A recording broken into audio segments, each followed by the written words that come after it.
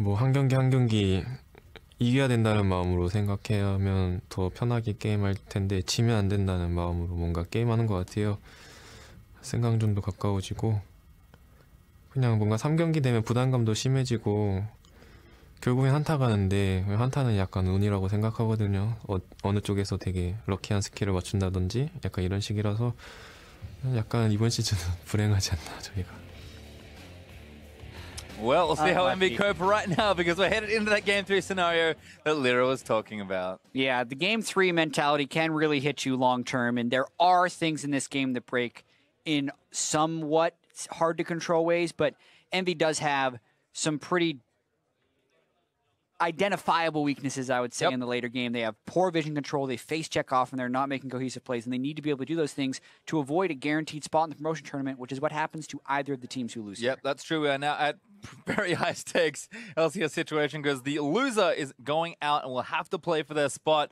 The winner has a chance to keep things going. That's my favorite part of this whole game show, is that even if you win, you are not guaranteed, thanks to Team Liquid's upset earlier in the day. Well, we'll see what happens here in this final draft between EchoFox and Team EnVy. For EchoFox, this is their last draft of the spring season. For EnVy, they'll have a match to play tomorrow. Rumble, Caitlyn banned away for Fox, Rengar, and probably Camille joining in there for EnVy. Not the Graves just yet, but we'll see what else happens here. Are they going to give Ninja the champions he wants to get here? Will we see Ziggs again for EnVy?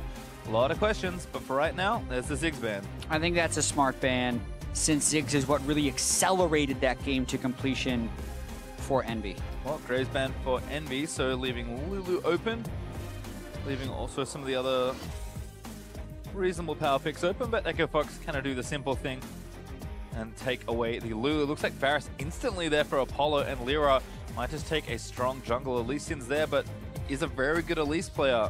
Yeah.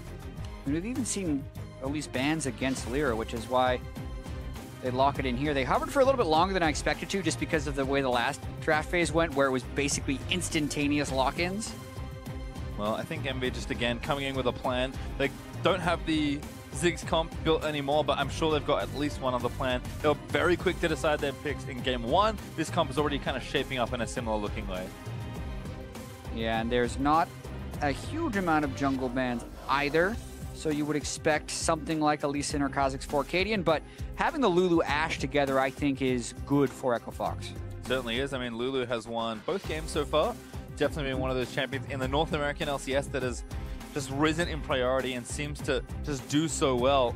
And Keith, super solid on the Ashe. Looks like J-Sto for Ninja. So smart stuff for EnVy. It does feel like they're just picking comfort here. Yeah. I mean, given that it's a do-or-die game, you might as well. I think it's interesting to see if that comfort can translate into some more momentum for them in the actual game itself. Yeah, I mean, even if we try and complete the rest of EnVy's team composition right there, they have a magic damage threat, so to speak, with the Elise jungle. So I think Seraph might even play another Renekton. Their support would just be then a Zyra or a Malzahar, depending on what the bans are. And that's the whole team. That's just EnVy's comfort that they like to try and play. And now it's going to be, I feel like, more on EchoFox to try and disrupt that. Yep, Victor ban for EnVy, so taking away Froggen's mid laner. There's the Zyra ban then for EchoFox, so we'll see if that follows with a second support ban here. Ahri, though, banned away for EnVy, so clearly picking on the mid laner of EchoFox here in their second phase of bans. I think EchoFox would be pretty smart to buy Malzahar, and there it goes. Speaking of disruption, that is one of the ways to dissuade EnVy from picking a physical damage top laner. If you're lowering the number of magic damage threats EnVy can bring. Based on EnVy's history, though, they do not care about that. They'll still pick an all-AD team if they want to. Ooh, Thresh for Hakuo. I mean, Karma's open, but that's not the kind of player Hakuo is. He can play it. He'll play it if he has to, but might as well go down swinging if you're going down. Yeah, Thresh is easier to play with an Elise on your team because the death sentence can also be follow-up CC to other people landing skill shots. So a lot of it is aiding itself, I guess, if I'm trying to find the right words for it, where the death sentence can be very good follow-up in this situation. Well, there's a Nautilus for EchoFox, so sticking to the tanks here. Away from the Shen, interestingly there for Lupa. I think he's generally quite a good Shen, and EchoFox were positioned somewhat well. Of course, that blunder around the Drake did cost them quite heavily, so maybe going back to the more standard and perhaps stronger tank. There's Vladimir, the final pick there for Froggen into that Jace. It's been a lot of Vladimir in recent weeks. Yeah, something that can do massive late game, mid to late game AoE damage in team fights and also is a little bit better to be blind picked than something like a Karthus, because the huge danger if Froggen were to go back to that Karthus would be you're into Zed and then you just lose. So that is open. They're going to move the Jace mid lane, throw the Maokai top lane, and have a pretty standard looking team composition. Yeah, important to note that they did have flexibility, but it looks like a last pick tank there is the go for Seraph now that he's seen what he's up against in the Nautilus. So EnVy, I mean, showing up a lot of potential team fight. Maokai is a great champion for artificially inflating your team fight power just because of how good he is in those situations. But I certainly like the two carries on the Echo Fox side. Keith's Ashe has looked good. Really enjoyed the Blade of the Ruin King Hurricane build, and Froggen always wants to do a lot of damage on his champions. Vladimir is a champion that's able to do that. He can still flank like he would with the Ahri, and he's going to make Keith's damage even better with his ultimate as well. So a lot to like about Echo Fox's comp here. Yeah, looking just at the team compositions, I think you do favor Echo Fox slightly in this matchup due to a pushing bottom and top lane, as well as more damage differentiation in team fight. Since there's double physical damage out of the mid and bot lane on EnVy. So if Echo Fox plays this to scratch, they should be all right. Yeah, curious to see what happens here. I think for EnVy, you just have to put it all aside, forget that it's a third game, just think you're playing one game, and just put everything into it. I mean, I think part of the reason Liquid have done so well in their upset today is what else do they have to lose? The confidence in that team being like, you know what? We have to win, we might as well try. And they just came out swinging game after game. EnVy, they need a little bit of that. They just need some confidence in themselves. And if they can do that here in this game and really overwhelm Echo Fox that we've seen them do in individual games, that's about as much as they can carry into tomorrow. Yeah, the player who's probably underperforming the most this series for EnVy would be Seraph, and if he can have a good performance against Looper, the pick potential, if they can snowball ahead between Lyra's Elise and Hakuho's Thresh, is very high as far as trying to get a quick and decisive win. Well, we'll see what happens here in the final game between Echo Fox and EnVy. Echo Fox hoping for a win here and then crossing their fingers moving into tomorrow. EnVy can also still escape relegation, but they must win out the weekend. It'll start here in this third game. Froggen and Ninja facing off against each other. I think we've seen Froggen's Vladimir this year. So kind of curious to see what his take on the champion is. And looks like Arcadia might get himself picked off. Very nice scouting though. He's going to find Hakuho. Yeah, Froggen favoring the Ignite on Vladimir. A lot of people do favor the Ghost to be able to get better backline access in late game team fights, but if my recollection serves, I generally see the Ignite Vladimir's do a little bit worse, but does slightly enhance their kill threat in lane. Probably getting tagged there, but not too much damage there. It is Froggen's first offline game this split. Shoutouts to my memory for somehow getting that one right. Lyra and Seraph though, camping their Raptor camp. Seraph gonna get a big amount of help going with the 3 saplings ready to go. And Lyra should be flying through this jungle as Arcadian is going to get no help by the looks of things. It might even be starting on that buff in towards his red there. You know, red buff start for Arcadian, but huge pull for Lyra that can kind of supercharge him in this jungle. Interesting that no one tried to stop that sapling start. Basically, Echo Fox may have been worried about the potential of level 1 Thresh stopping a harass attempt, but that's going to speed up Lyra for sure. Luckily, they did get a ward on it. Looper did a late invade to get a ward on red buff, so at least Echo Fox knows they are safe for now. Yeah, I can see Lyra now as well, so even though he is quickly through this jungle, didn't use his smite either, and that's Arcadian straight onto Ninja! Goes under the turret and almost gets a kill! Ninja forced to burn his flash. Yeah, but that's just the red buff start thing. Lyra did that last week and got first blood with it. Uh-oh, level 1 though, Ignite is down. Keith forced to flash away. Hakuho smelling blood in the lane. Yeah, Keith does save his heal, so it's a flash for Ignite move. Where this gets dangerous is that Elise can just round right into that lane. And oh no, they're not level 2. Hakuho gonna have to be forced to flash out. Ignite is down onto him this time. Blade onto the Lulu to try and do damage and didn't quite get the experience they needed. Lyra gonna take this blue buff, but something was cooking there in that bottom lane. Unfortunately for EnVy, they're on the wrong end of that trade. Really trying to jockey for position right there because EnVy was thinking, great, Keith's flash down, we're gonna get the Elise up in here and we're gonna get the kill. But they got a little bit over ambitious, had to burn all their summoner spells defensively, and then a good hawk shot by Keith, level 2, to see Lyra in the jungle and no to recall. Yeah, and Lyra actually going to keep farming as a result. Gate is holding down and getting a bit of extra CS, but Keith has already backed away. Looks like this Raptor camp's available, so Lyra, if he can steal this whole camp away, will deny a ton of experience from the level 3 Arcadian. And even in a duel, at least is 1 level up right now. In fact, Lyra's just going to take that all away. Oh my goodness. Leaves 1. Here you go, bud. And it's going to heal as well, so it takes longer. 10 gold for Arcadian. Yeah, I mean, that is the cost of doing that level 2 gank that Arcadian did. Red buff to gank right away. If you start Raptors, you're powered through the jungle. Lyra gets pretty much the most ideal full clear you can get. He does Raptors to red to blue side jungle to Raptors. So his experience is actually supercharged right now. A 300 gold lead over Arcadian from farm alone. Yep, almost level 5 as well. Arcadian still sitting at 3, so kind of keep track of that XP as the early game continues on. Looper and Seraph, in the meantime, are back up to their tank battle in the top lane. We saw Seraph play very aggressively with his Nautilus in game 1. Looks like Looper's just fine here at level 4, so no additional pressure coming through from the jungle. And Gate did stay this whole time, so it's going to have a little less item-wise there as Haku is going back, but should be a recall timing for Gate as Keith actually holding this wave pretty nicely near the turret. Should be able to catch back up in CS. And it's pretty important for Echo Fox to keep the bottom lane pushed back like that since Keith's flash is down against an Elise who does have flash. By the way, Lyra just continuing to stay out on the map. Yeah, he should be okay. He's 35 CS on first recall, so he's got to have 1,300 gold, and he's halfway to level 6, 5 minutes into the game. Definitely a power clear. That's going to set him up for some success. Yeah, first recall coming out now, so there's the early parts of the Runic Echo's enchantment, plus that jungle item now completed fully.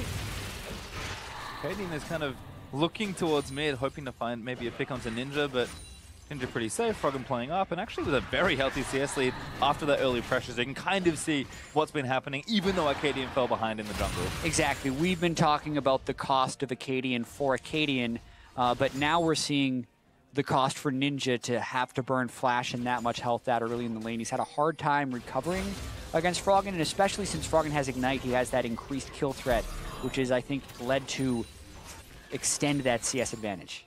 Bottom lane now pushing in the favor of EnVy still. Keith without his flash for a minute or so longer. He's going to have to just relax and play it safe. Gate did go back in though, so likely refilled those wards. Does have a control ward in the Tri-Bush for his lane. And upgraded to the Frostfang as well, whereas Hakuo just going the extra Ruby Crystal. But so far so good for EnVy. Fortunately for them, going to have to wait on the next 2v2, although this is good timing from Lyra if they can find the right opportunity. Yeah, he's revealed that, oh boy, he's level 6. Luckily for Echo Fox, there's not massive power spike for Lyra at level 6, but he's just going to continue to kind of farm up here.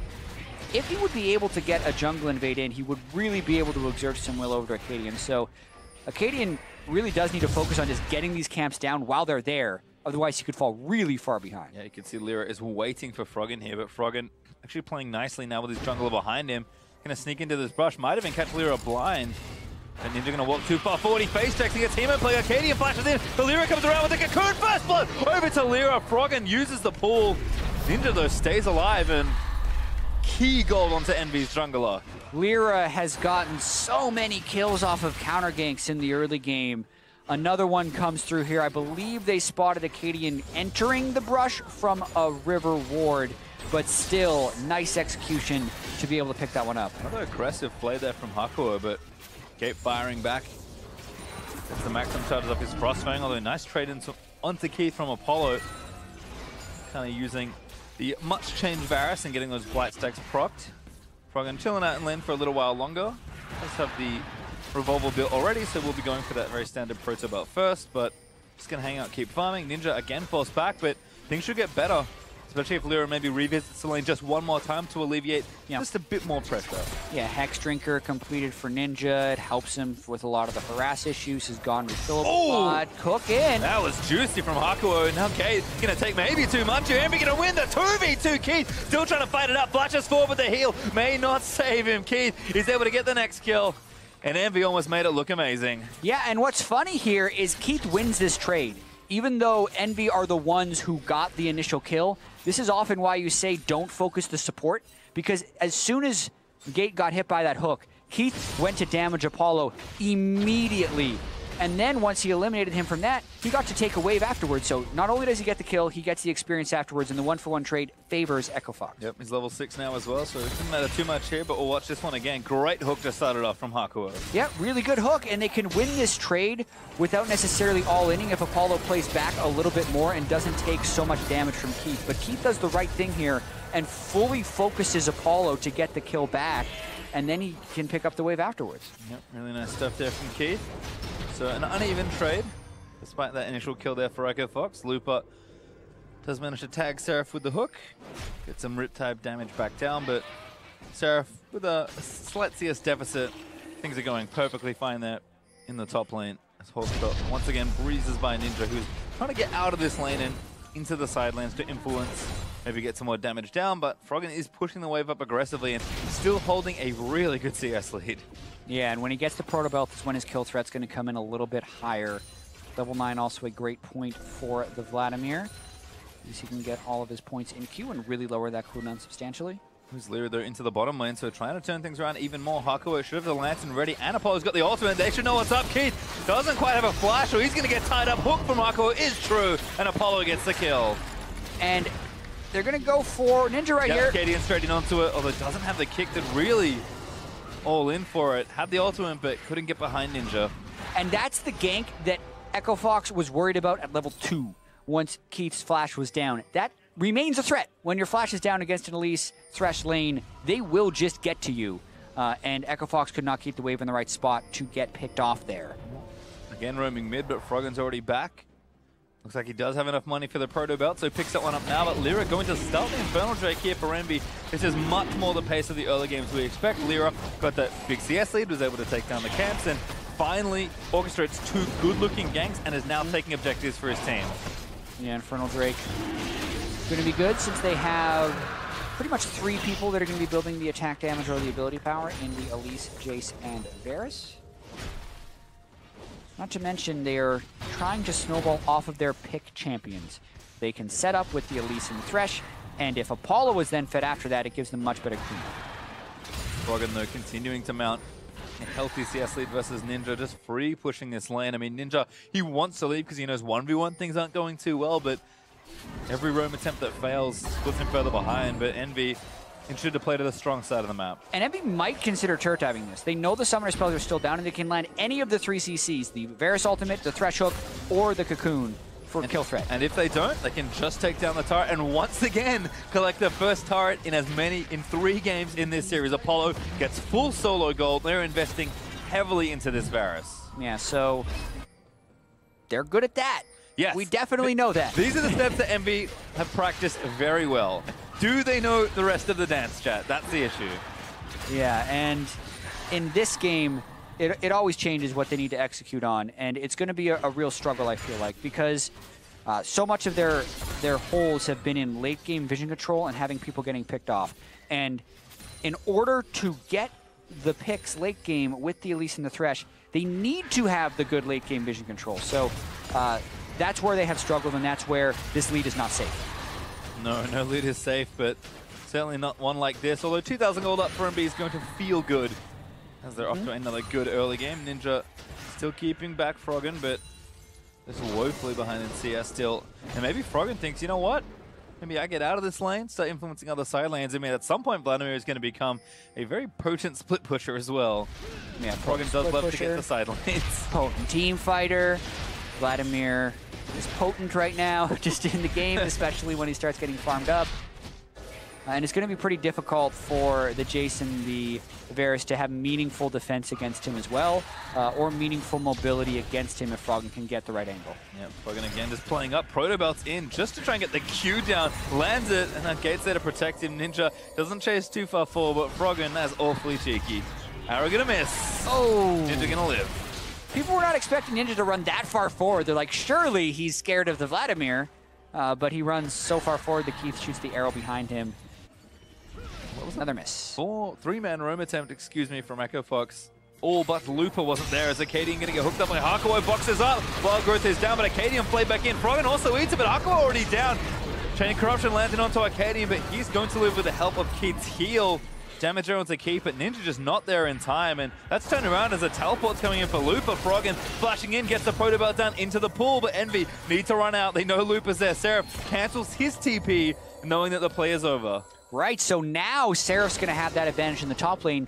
Previously, he had been the one to complete the bad teleports. That was Looper this time, but just looking up at the start of this play once again, why follow that in, Hakuho? Everyone was there for Echo Fox, and the follow-up was just behind him, so a lot of times you land the juicy hook and you feel like you need to take it in, but that was just going into his own demise. Well, it looks like a blue buff EnVy going to start off here for EnVy, but Looper shutting that down.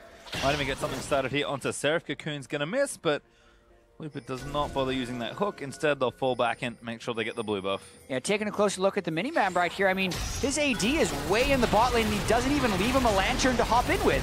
Who is he expecting to come in and help him when he makes that play? I think it was just a little bit of tunnel vision there by Hakuho, thinking he was going to make a big play. And they nearly got the kill anyway, but definitely not what you want to do when you're the one landing the hook. You can see great damage there from Apollo's Varus, but not enough to take down Arcadian, with thanks to all the protection offered by Lulu. When he does have that Blade of the Ruin King finished already, still up a good amount of CS versus Keith, and now Ash has also finished that next item, so the race to Runan's Hurricane will begin for both of these marksmen. And it's plays like that EnVy just need to be a little cleaner on. Yeah. So what do you do with the lead? And when they don't have the right decision-making, whether or not it's based on vision control, luckily he doesn't take that one in because he didn't have the backup. They need to be able to have everyone there when they set up the plays. Chain the Death Sentence with the Cocoon and still have the burst damage from either the Jace or the Varus. I think part of the struggle comes from the fact that map's just not that open yet. Haven't really rotated around and tried to siege other outer turrets, but Apollo's been still bottom lane for a lot of these last few minutes. So I think EnVy now realizing this, going to go mid lane, maybe try and get that shoved out instead. They've also got an Infernal Drake to contend with in just over a minute. And despite the fact that Seraph is still taking a beating in these trades, will be relevant if a team fight starts. Yeah, and I think Echo Fox as well will be pretty confident when teamfight phase starts, as long as Keith can keep up a little bit in CS. The 40 CS discrepancy is more than they're willing to deal with right now. But if he gets to the Hurricane like he was in previous games, and this time still has the Lulu with the Vladimir in team fights, I think that is enough to push them over the edge when you have 4 people on EnVy that are pretty squishy, just the Maokai that could actually be shredded down by a Keith beforehand, and I think Fox is going to be pretty comfortable even with the deficit. Yeah, you can see on the other side for Froggen, I mean, almost 8 CS is his average at 15 as far as CS differential goes. This game up 31 over poor Ninja. So Froggen, I mean, you can see that lead kind of still reflected there in the current numbers. Just gotten himself nice and ahead here as the Drake is coming up in 10 seconds. EnVy going to try and get around it, but Echo Fox already pressuring this mid lane turret as well. Yeah, it is the second Infernal Drake, so you want to be able to control that. If Echo Fox gets the right setup for a team fight, they can absolutely win. They actually have the push in the mid lane already, so they now get inside track on the Drake, but teleport from Seraph. It's the advantage you talked about earlier. Looper already down here though. Froggen taking a little too much damage, but he Proto Belt's in. The arrow's going to miss. As Froggen's still going for it, but the Wild Growth's going to knock a few up. Seraph tries to lock down Gape, and Looper flashes forward with a depth charge and tries to get Apollo repel. He's going to see Lyra off to safety after he flashes, but Arcadian is able to clean up Ninja, kicks Apollo as well. Doesn't get the kill, but probably still did enough. And that's one of the reasons why Echo Fox should be fine with a small gold deficit, because that was actually kind of a solo mission by Froggen at the very start of that, and it still pushed EnVy all the way back. Now they can take control of this Infernal Drift. I mean, if you like heroics and diving in 1v5, Vladimir is a pretty good champion for you. Froggen knows his limits on the champion, goes straight in, knows he's got a big farm edge, and just tanks EnVy for long enough for the rest of his team to clean up. Yeah, I mean, Acadian, Gate, and Nautilus are down on the bottom, and Keith gets hit by a Shock Blast, so it actually is Froggen going in against like 4 people, and everyone's running away from him. Then Gate follows up with the Wild Growth to keep him alive. Lyra could never get in on this fight, and I feel like also because of the teleport location from Seraph, EnVy could never really set up their front line, therefore Froggen got good access to the back line, and that's another thing that swung that fight. Well, bottom lane turret also going over to Echo Fox, so things starting to stack better in their favor. Even up the turrets, even up the Infernal Drakes, and Apollo not going to be able to do enough damage to that mid lane outer turret, and Froggen will swoop in to collect the CS that he's gleefully awaiting in the mid lane. I mean, now top lane is the attempt for EnVy, but it does feel like some of these more proactive rotations could have been done earlier. Instead, Echo Fox take the setup for them, and they know they're comfy 5v5. Yeah, absolutely. A little bit of credit to Seraph to keep his CS up in that Nautilus matchup, but still needs to have the right teleports and the right cohesion with the team. And even just looking at the vision, EnVy does actually have it this game. They have deep wards in the blue buff side of Echo Fox, which would tell us that they want to try and make a play near where Looper is or to sneak behind in the mid lane. But they're still just kind of meandering around the river, so they need to be able to use this vision for a proactive play. Maybe they go top here. That feels like part of the issue is that they just never have an ult aligned at once. This, though, is a nice proactive play. Yeah, it's a 4-for-1. They should be able to win this. Tower dive time onto Looper. He's a big tanky Nautilus, but it might not be enough here. Depth charge onto Ninja goes through almost everybody on EnVy, but blocked down by Seraph on the next one. Ninja leaps in for it, but Lyra gets credit for the kill, and Hakuo out to tank the turret. Yeah, they invest 4 for that one. It means Echo Fox can probably push back up the mid lane, but that was still the right steps for EnVy. Get the vision, know what you're walking into, be able to execute the play. The question is if the play is actually worth it at the end of the day. Depends on if Echo Fox can get this mid lane turret with ease. The rest of EnVy going around the long way, but they should be able to stop Arcadian's dive attempt. Keith is rotating over. He was busy pushing a long bottom wave, but Apollo going to have enough wave clear here with the Varus Q in the E, so this cannon creep's going to do a little extra damage, but EnVy able to defend their turret and take a turret for themselves. Yep, more plays like that is what they want to generate with the pick composition of Elise and Thresh. But these are the types of team fights Echo Fox want EnVy to walk into. Well, Rush Camp's going to be sniffed out by Seraph. There is a sapling in there. Ninja also off to the side, still behind 60 CS. My goodness. That is a large deficit for Ninja, but, you know, he'll get there eventually on the way to 2 items. Unfortunately, Froggen's only getting stronger, but at least EnVy are putting themselves in a good position to try and play the map, and, you know, 2 turrets to 1 isn't too bad. If they can kind of get this mid turret down and open that map up, then EnVy can maybe think about winning some of those team fights. Yeah, there is the fear of the 35 to 40 minute Vladimir, right when he gets, basically when he hits around 40% CDR, so he's got the Proto Belt, the Zonias, and then oftentimes he'll also go with an Abyssal Scepter, and when he hits that, normally you'd have something like cooldown boots. He just becomes an absolute force to deal with. Froggen going a little bit more defensive with the Mercury Treads, but still going to hit close to those points. Got the Zonias now as well, so next major item is completed for Froggen. Kind of curious what his gold lead is. Actually not that far ahead of Ninja. So global gold certainly helping out there. But Froggen going to get the blue buff. Don't always see Blake get the blue, but player like Froggen loves all of his resources. Arcadian will donate that one over. And Ninja actually may be caught here 3v1 right now with Ash Arrow ready to go. Ninja going to back off towards the outer turret and try and play it a little safer as EnVy, again, just still feels like they're hot-footing a little bit about where they should be. They've got a good idea, but they're not decisive about where they want to go, and that is what costs them a lot, usually in the late game, but kind of now as well. Good juke from Ninja though. That arrow guiding the way of like, maybe he would have continued to run. No, not really. They didn't cut off. But this was another situation where, like you mentioned, EnVy was dancing back and forth with where they wanted to be. Is Frog going to go for something? 1v3? Just tides of blood over the wall. That's a good amount of damage to Lyra after charging it up. I saw a flash. Yeah, I thought he might just flash Alt E, Q, pool, and try and one-shot someone 1v3. It wouldn't have been advised. You want to do that in a team fight when the objective is up, but I feel like Froggen's in a mode right now where he feels really strong. Yep. And is willing to try and go make plays. Froggen with confidence is quite a force to be reckoned with. I was going to bring it up earlier, but, you know, Echo Fox had a lot of struggles last year in the summer, and then Froggen just destroyed people in the promotion tournament. Ideally, you'd have to be in that situation again, but I feel like part of Froggen is like, okay, team's life is absolutely on the line. Time to just go one level extra. Yeah, get on my back. We're going in. And that is the situation both these teams are in. If they lose, they're in the promotion tournament 100%. If Team Liquid wins tomorrow, they finish 8th. If EnVy wins out, based on the game win percentage, they probably finish 8th. And Echo Fox needs to win this one and then hope that Team Liquid lose tomorrow. Then they'd be in. So it's crazy that we're this late in the season and we still have absolute variance between 8th and 10th. Yep. And Echo Fox is going to do what they can do here, which is try and win this game. EnVy going to feel the same way, and the gold's still slim between the two teams.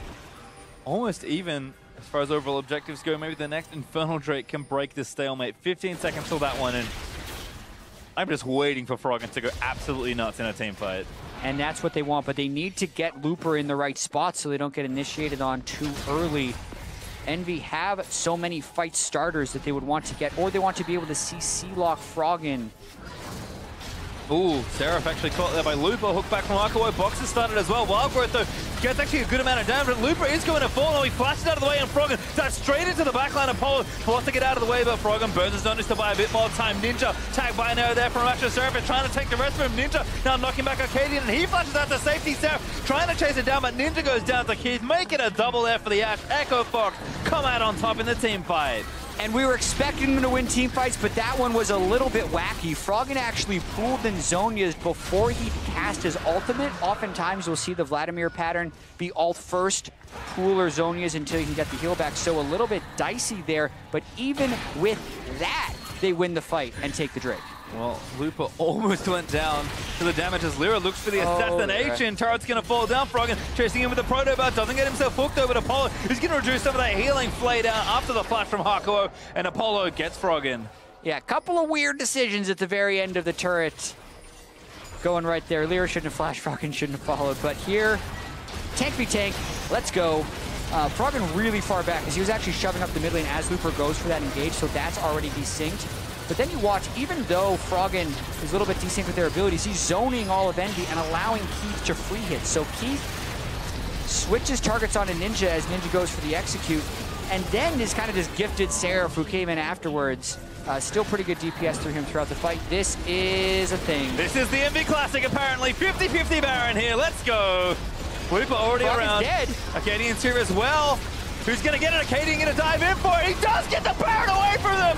And now EnVy have to fight the way out of the pit. Lupa taking damage, but Keith is still there in a position to free it. Seraph, though, shuts all that down as Apollo gets him.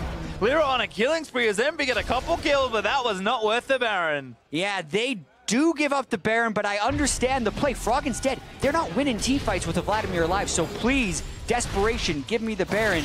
They can win the team fight afterwards as well, so maybe you want to see them peel off at about 3,000 health and just fight right now, but they stay on the Baron. Mixed damage from both teams. I think it was about 800 before that fight, incredibly close.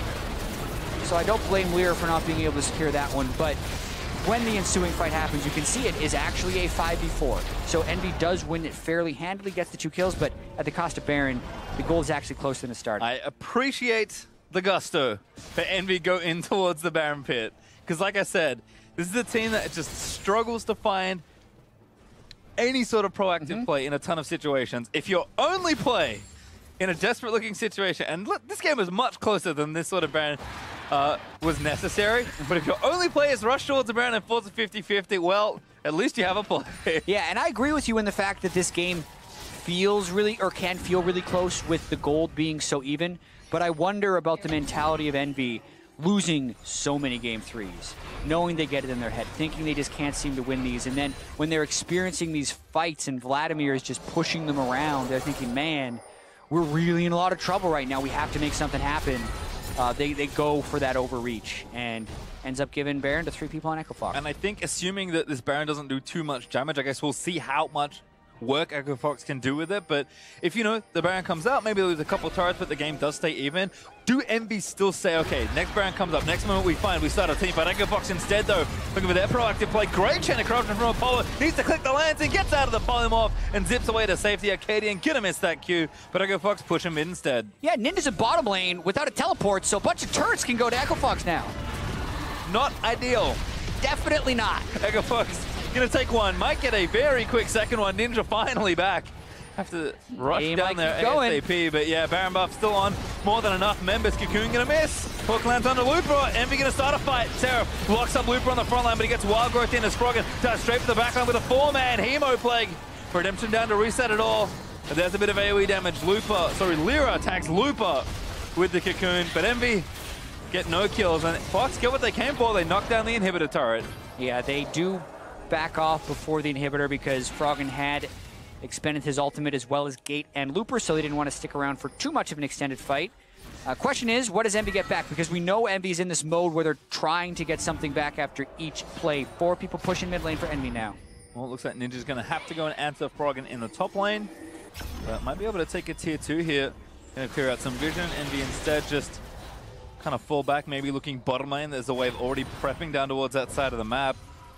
Echo Fox have to be careful. They cannot cheat too aggressively through their own jungle if they can't see EnVy, but as we can see, EnVy have already backed out of it, and that's going to be the majority of that damage from the Baron buff. Gold lead's still there for Fox, but it's not huge. It's just that open mid inhibitor that was really all the damage. Yeah, I also find it pretty weird that EnVy is using Ninja as the side wave cleanup guy instead of the Maokai with teleport.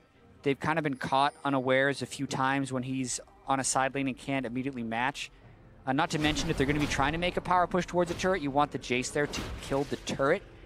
Just not quite there for EnVy, even though they started with a small lead once again.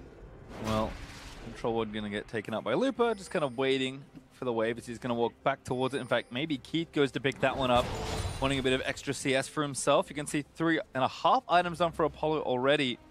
Actually looks pretty far ahead of Keith. Now they double-check the CS numbers. Apollo's fed, and he can reduce Vladimir's healing. So if he continues to have a good game, that is a way for EnVy to come back. A minuscule Baron power play for Echo Fox, balancing out the 8,500 Baron power play they had in game one. Just positive. 96 gold up. I mean, yeah, you're right. Apollo is set up to maybe carry the back end of this game. How many games will we really see Apollo carry, though? Yeah. Particularly from this sort of carry. I mean, he had those Caitlyn games where you just felt like the fate of his team was in his hands but couldn't deliver. If there was ever a time for Apollo to step up, it's right now. It's true, and there's been a lot of players on EnVy that get ahead in games, and very few of them have been able to carry it to victory. It's a systemic problem for them, so obviously not too comfortable. This is a juicy bait. See you later, Arcadian Ninja collects credit for it. That was genius. Yeah, they had the my Froggen! He goes straight in for Apollo. Misses a proto belt though. Zonya's in, but the rest of them have to run away. Froggen might have just started the fight and each for the team as Deptar's going to find Apollo. EnVy needs to keep fighting it out though as Froggen is low on health and Apollo still getting in there. Seraph trying to take down Froggen and Ninja finally takes him down. EnVy might have a way back into the fight. Keith gets cocooned there by Lyra, but they can't follow it back up, and they just don't really have their health bars left. Ninja is going to get chased down. Hakuo trying to delay it as Ninja gates himself out to safety over the wall, back towards Echo Fox's base, and now Lyra going to try and turn it back around. Repel going to go back down and try and give it up. Yeah, he gets shut down by Looper, but he has to give something away. He saves his carries, but barely. Man, Looper was a meat shield that fight for Keith. You could see everyone on EnVy was just hoping to get that cocoon onto Keith so that they could burst him down, but they could never really weave the right skill shots through at the right time. And even with that, crazy they go for it. Oh man, Hakuo still in the safe territory. Great flash. Gets himself to safety. Looper burns this to try and get yet another pick. Instead, they'll get the Mountain Drake and go up by 2 Drakes there. 2 Infernals on a mountain will be all of the Elemental Drakes this game, I think. Yep, there's the Elder Dragon coming up next. I mean, this was a great start. Arcadian just... Yeah. I mean, the fact that they were able to sneak in there in the first place does speak to a bit of a lack of vision control. But then Froggen, this is the burst, right? And that was with a Locket and a Redemption coming in. Froggen does that much work. The back end of the fight, though, Seraph doing his best to try and tank, really wants to get this kill onto Froggen, so he flashes in and eventually does get it thanks to the help of Ninja, but he's extended himself so far. And now, even though that one cocoon landed on Keith, it wasn't the follow-up, and now it's just about Keith trying to find a way to finish kills off without getting picked by Death Sentence or a cocoon. Looper blocks the Death Sentence. Looper stays pretty much in front of him. Lyra wasn't aiming properly for that first Keith one, but he flashed it anyway. Just not even trying to flash the cocoon. Flash behind the tank, because it's okay if the skill shot hits him. Well, very interesting back and forth there, but Echo Fox find themselves up on total objectives. But we have yet another fight brewing for this Baron. And these teams are starting to get very feisty as far as these team fights go. Middle inhibitor is also still open, so EnVy have to kind of worry about that as well. You can see they'll push the wave back, get a control word straight into the middle of the lane, actually, to make sure nothing super funny happens. But Echo Fox going to transition over to Baron and hope EnVy come and face check. Yeah, and still a very close game, although the 3 Drakes for Echo Fox are pushing them a bit towards the larger advantage.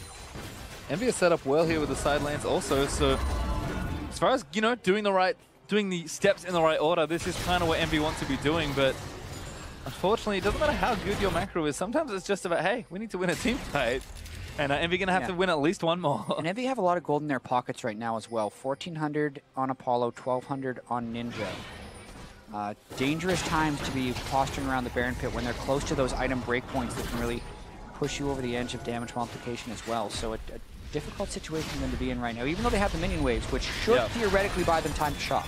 And again, timing just not quite there for every little thing. Ideally, you wait for the waves, you have already all your gold spent, and you just dance around this Baron and force Echo Fox to react to the pressure in the side lanes. Unfortunately for them, they are sticking around because they want to do that damage, but it means they have to fight at a gold deficit here. Yeah, and they still don't have the vision they want of the Baron pit. They have no vision, actually, so Volatile Spiderlings and both of their Scrying Orbs are off cooldown. Rough stuff there. Ooh, EnVy do actually have a sneaky ward in the back. I thought there was a control ward in the pit, so I can understand where you were coming from there too. I mean, it's part of the EnVy are happy to just chill out here. Sidewaves are dissipating, and EnVy, do they do it again? I said it, they got one play, not just yet. They're hoping that Echo Fox sends too many people to the sidewaves, but really they should be using this time to shop. 2,000 gold on Apollo, 1,500 on Ninja. There's about 5,000 gold unspent when they rush this Baron. I got a different play for you, Jet. Rush the Baron. Okay, maybe now leave as Lyra gets arrowed. Oh, Seraph grabbed up. They're going to have to fight now. Depth Touch goes through. Hakuo gets the Lantern up for Lyra. Great chain of corruption. Might save the rest of the fight as Froggen gets a massive Hemo Plague into the rest of EnVy. Arcadian misses that next tag. Lupus Hook's going to miss as well. And EnVy do not fall around the Baron pit. Yeah, luckily as well, there was a lot of missed skill shots there on the back end, especially from Looper's Dredge line. Now, everyone takes a deep breath. Gentleman's agreement, stop pressuring Baron. We both need items. Yep. Just everyone goes back and buys items. Looks like waves reversed as well, so Echo Fox now have those pushing in their favor. Hakuo are going to run back down the lane and try and get probably vision back around the Baron area, although again that one scrying on Trinket helping out immensely. Apollo finishes shopping though. Does now have the Maw of Malmortius fully completed, and Ninja not quite there at his fourth item, actually going for a Blade of the Ruin King. That's his next one. Yeah, I mean, that item definitely has gotten a lot better. Still packs a good punch of AD. I don't immediately dislike it, but Great kick, Lantern though. He's going to be safe enough. Death Touch going to follow, and now Apollo maybe get picked up. He flashes out of the way. Looper flashes on top of him, but the cocoon from Lyra could save him. Hakuo is going to fight it out, but the shutdown comes through. Forget Hakuo, the next to fall to Keith as Lyra now caught up between everyone else. A double kill for the support Lulu, and Arcadian comes up huge. What a pick, and we were talking about Apollo needing to be in a position to will his team to victory, and he gets picked off. That is not what they wanted to have happen. Looks like Baron will go over to Echo Fox. Ninja cuts the wave off though, so prevents a push from that inhibitor. Instead, Echo Fox is going to turn and take the Baron. Ninja very far down, just farming away. Seraph's going to do the same because EnVy know there is no way to contest with this Baron. Instead, Fox will go back, they'll spend their gold they've just collected, and they'll start yet another siege. Yeah, they look like to be pushing top right afterwards, but even just watching this, Acadian war jump, flash kick right away, and then smart to just sit near Hakuho, knowing Apollo was going to take it, and that allows Looper to just cast his depth charge onto Apollo, makes all the follow-up hit right there. It means nothing can stop Keith and Froggen from just free hitting, and Kate picks up a cheeky double on the backside. Would have liked that goal to go over to someone else, but still a worthy fight. See Apollo slumps in his chair. It's a stressful moment at times like these. And they can continue to push the top lane after Baron as well. Yeah, Echo Fox just taking their advantage and saying, you know what? The sooner this game ends, the better I'm going to feel. Froggen straight into the backline once again as the inhib does go down. Froggen gets picked off though. Zoni is barely at the last second after his ultimate proc for a bit of healing. There's the wild growth to keep him alive, but Seraph is diving back in, gets polymorphed though by the Lulu. Hook onto Looper as Echo Fox are just going to brute force their way through. Looper does finally die to Seraph, and Seraph barely lives. Echo Fox do take the inhibitor, but they wanted to end the game, and EnVy won't let them this time. Yeah, the Locket redemption is negating the initial burst of the Vladimir, and if they can't stay beyond that, Froggen is vulnerable to the CC chains of EnVy now. Double Blade of the Ruin King also helped to burn down the tanks. That was very smart from Echo Fox, actually. They hung back in the lane, and they're going to go back in for it again. EnVy actually pinging onto the Elder Dragon, though. Yeah, I mean, Echo Fox want to threaten the Nexus, but EnVy with Looper down know that they can win an Elder Drake fight if it would be a 5v4, which is why Echo Fox is trying to use this Baron buff to take a second inhibitor, and EnVy actually recalling late. They should actually finish the Elder Drake instead of give up this inhibitor. Yeah, it looks like they are going to do half of that. Yeah, they're going to stay. Yeah, they were going to lose the inhibitor anyway, so why channel the recalls? It's going to be okay. Everyone stayed. False alarm. I like the call by Echo Fox to get the second inhibitor, because now they can just loop around for the third. After the 2.5 minute Elder Dragon buff is gone. Echo Fox, we'll see if they can do any more damage. Only have one lane left to worry with, as EnVy will have to sit back and farm the super minions that are going to be threatening their base for a number of minutes now. And I mean, you see from EnVy, really smart from Echo Fox to be like, hey, if they're going to the Elder Dragon, we can stay in this lane and push back. You can see EnVy's indecisiveness almost costing them everything, but they do stay together. And that's the sort of thinking you need to have. You know, it's stressful to be like, we need to recall, and to go back, I don't know what to do. Like, you can see the indecisiveness there, but they make the right decision eventually. They were going to lose what they already lost based on Echo Fox's play. I think EnVy is struggling to keep it together. Oh, yeah. I mean, it is absolutely a must-win. Loser, guaranteed in the promotion tournament. Echo Fox just kind of waiting back, maybe trying to delay when they're going to show this push, hoping that EnVy pushes themselves into a different spot, but I mean, they're so far away in the minion wave anyway. Just waiting for the whole crew. Yep.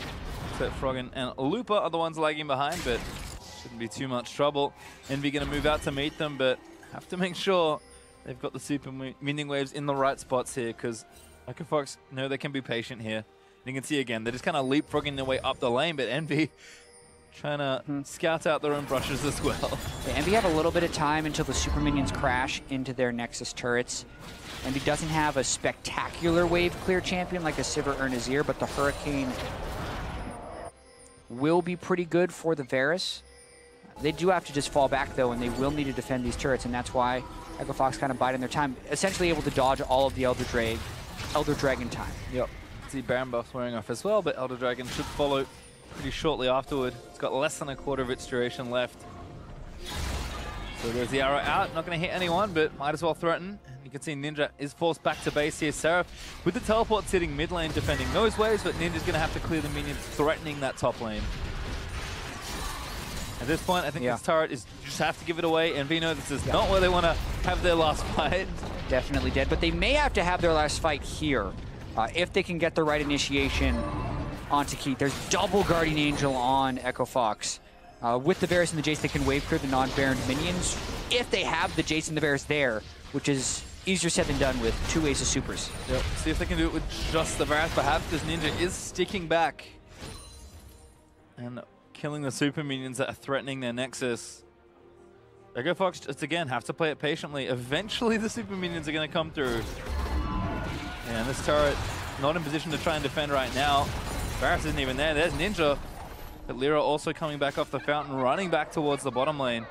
They've got maybe 2 waves less until this turret goes down. Yeah, really interesting how they're putting the Elise to clear the sideways, but I guess they want the ranged wave clear of the others.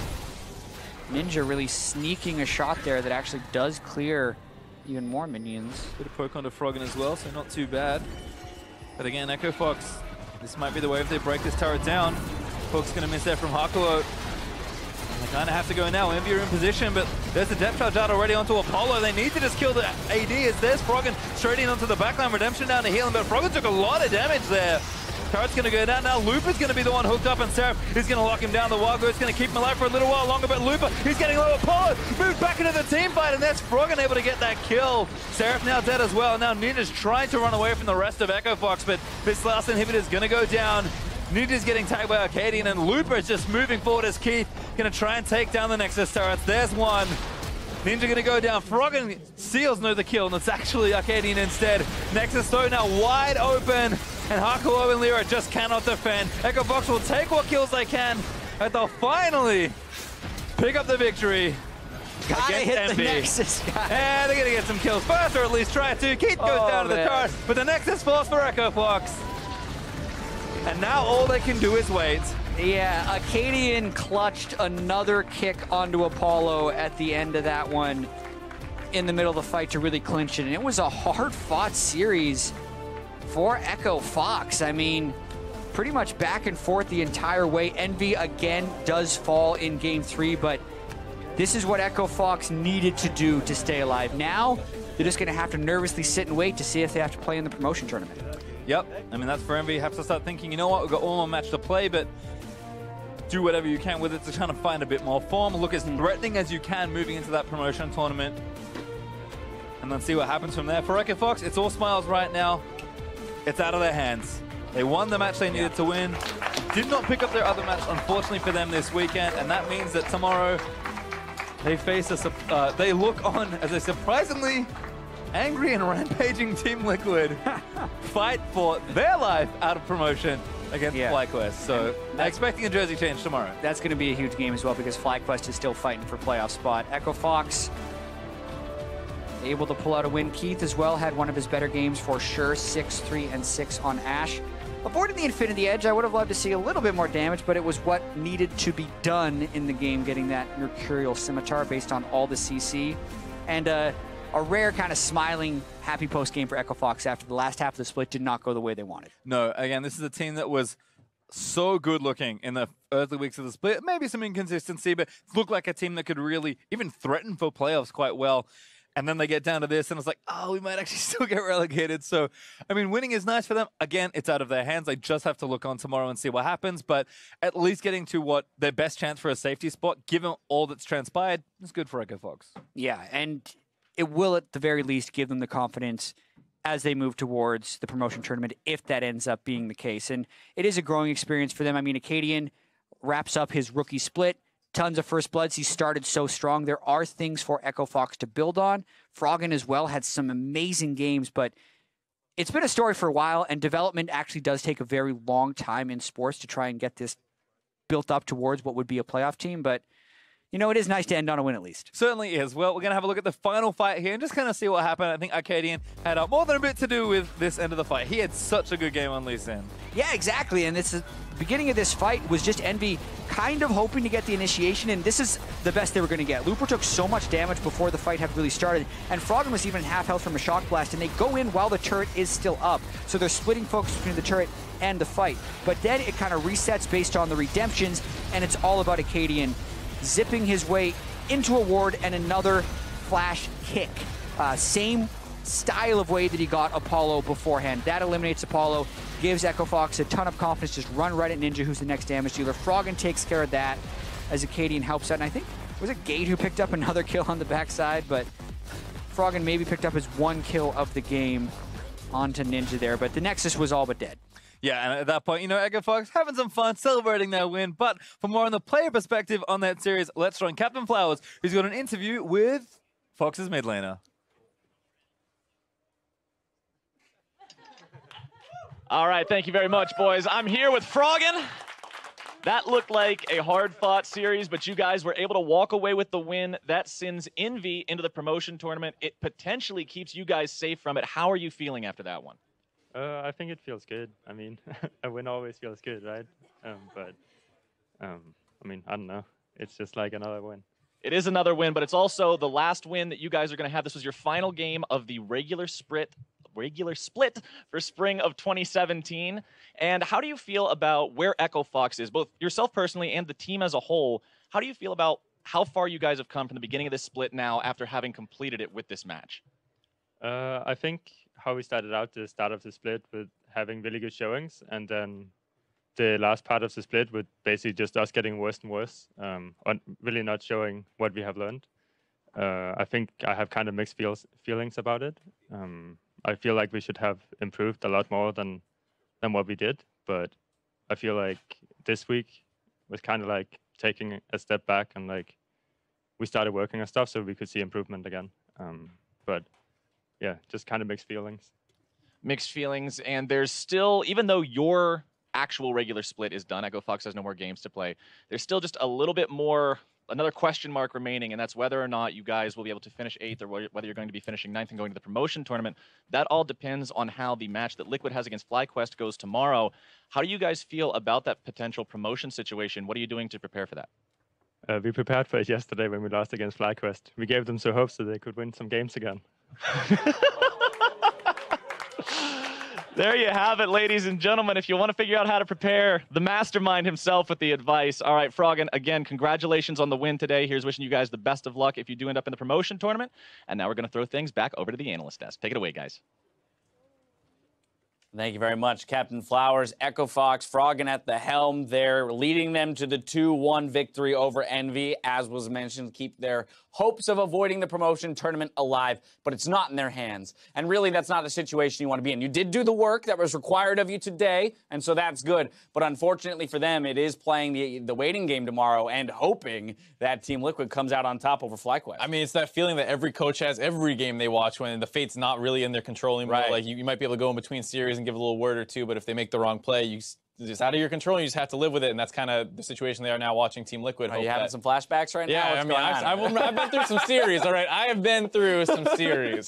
Trust me. Okay, let's take a look at how this one came together. The Vladimir for Froggen. We've seen that this champion has quickly risen back to power here in the last couple weeks. Seems to be very strong, you know, for many reasons. One, because the champion in its singularity in any solo 1v1 situation, very strong, but scales crazy well into the late game, allows you to skirmish, really has a lot of positives to the champion, very few detriments or negatives to be taken away. Right, I mean, its worst matchups are, you know, usually like, oh, you're down 10, 15 CS at 15 minutes, which is usually, assuming you're drafting well around it, a fine trade-off to go for with the Vladimir. Why it tends to be a little bit of a popular blind pick right now.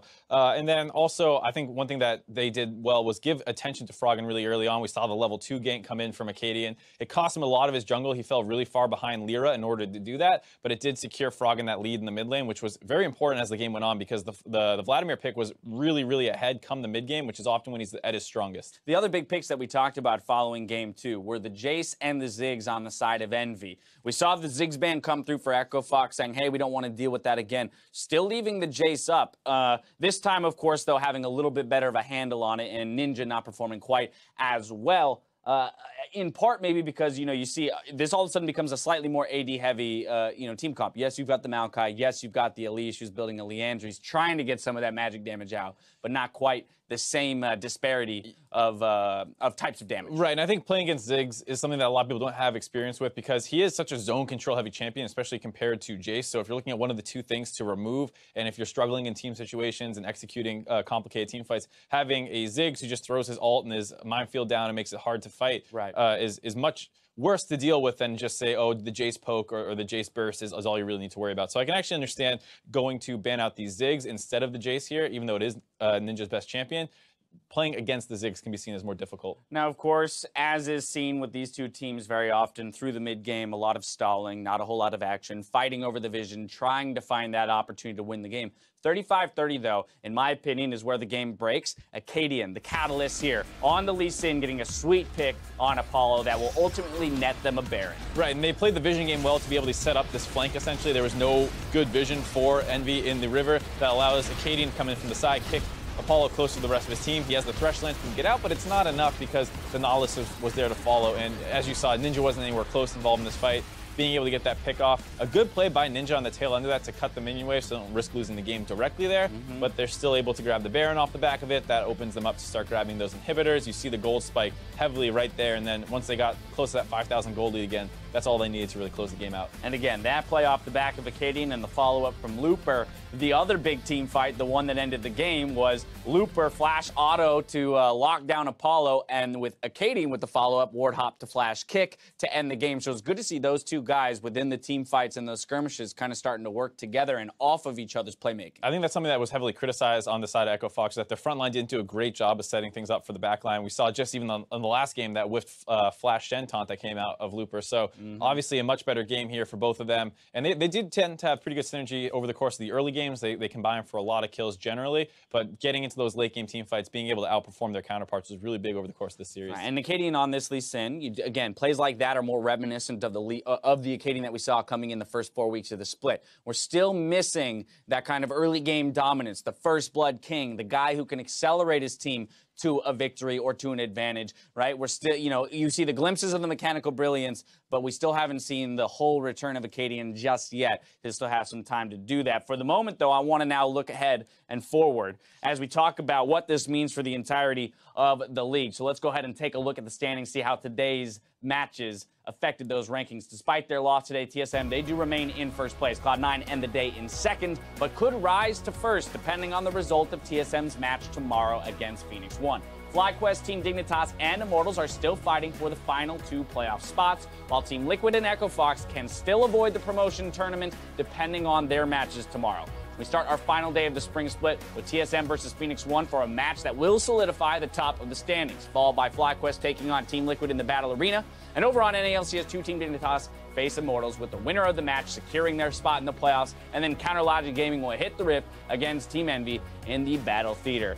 I don't know if I've ever read off a schedule and actively had to qualify each of them to say that these matter for standings or rankings or seeding going into playoffs. Every single one of them to a degree. Right. I mean, 3 out of 4 of those have like directly decide if someone makes it into the playoffs or promotion tournament or first round or first place overall. I think even the CLG one has some importance in terms of how the 4 through 6 seeding goes. So, I mean, it's just a crazy stacked day tomorrow. Everyone better tune in because it's going to be so crazy, seeing as the standings settle, and a lot of teams will be watching as well. That people who have finished their weekend already gonna be new fans of other teams. From your gut, do you think Phoenix 1, given what you saw today, as well as what you saw from TSM, do you think that Phoenix 1 has what it takes to make Cloud9 our #1 team, kind of bring them back to the top of the table, the place they sat for so long? You know, it's pretty funny because both those teams, P1 and TSM, lost in somewhat similar ways, where their bot lanes kind of got in a lot of trouble over the course of the series. So I'll be watching them in particular to see if one of them tries to exploit the other one. We see Arrow on Ezreal a lot, but his support wasn't quite up to par when the Malzahar was on the other side. Similarly, the Ezreal on the side of TSM was losing to Doublelift, of course. So I think both bot lanes need to step up for tomorrow's series, and that's going to be where a lot of it's decided. All right, and then when we look at that FlyQuest versus Team Liquid matchup, if Team Liquid wins, great. We got 8th place. We avoid promotion tournament. If they lose, Echo Fox's win today puts them in 8th. Does Team Liquid, after beating TSM today, showing you what they showed, do they have what it takes to beat FlyQuest, or do you think that today was more of what we would call a fluke, and that again in another 3-game series they will not come out 2-1? It's hard to say because FlyQuest even themselves have looked very erratic over the whole second half of the season. Sure, they won versus, I believe it was Dignitas, but they fell behind early in those games. They were very scrappy games, and Dignitas made a lot of mistakes. So, I mean, Team Liquid also doesn't look great, but they have been fighting pretty well, so I can see a world where TL does it, and because I'm obviously a TL homer, I'll go with that they do actually pull the upset off. All right, one thing we know for sure is that nothing's for sure, ladies and gentlemen. So for myself, the casters, and the entire live broadcast crew, thank you for watching. We'll see you tomorrow for more North American LCS. Good night. Give me a lot of questions. Welcome once again to our LCS studios here in Los Angeles, California. Fans have loaded in for our final weekend of the 2017 Spring Split. Afro move, kiting backwards, flash over the wall. Hit forward from Ole. He may stay alive, but the heal comes back. I believe he did get a bit of health on that one. Afro Moon now finds himself in a 2v1 situation. You just can't get away from this. 10. He going down. Joey's going to get taken 11. Could we get a triple kill here? Xfinity to make it 12. And he connects the resonating strike.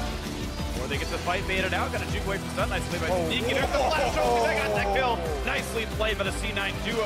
I'm just go. I'm every day. I'm gonna go Maokai. Yeah. Hey, Redemption. My Q1. Yeah, I'm on Elise. Luigi here. Yeah. Jade. Dead. My 3. We can end. Go ahead. What?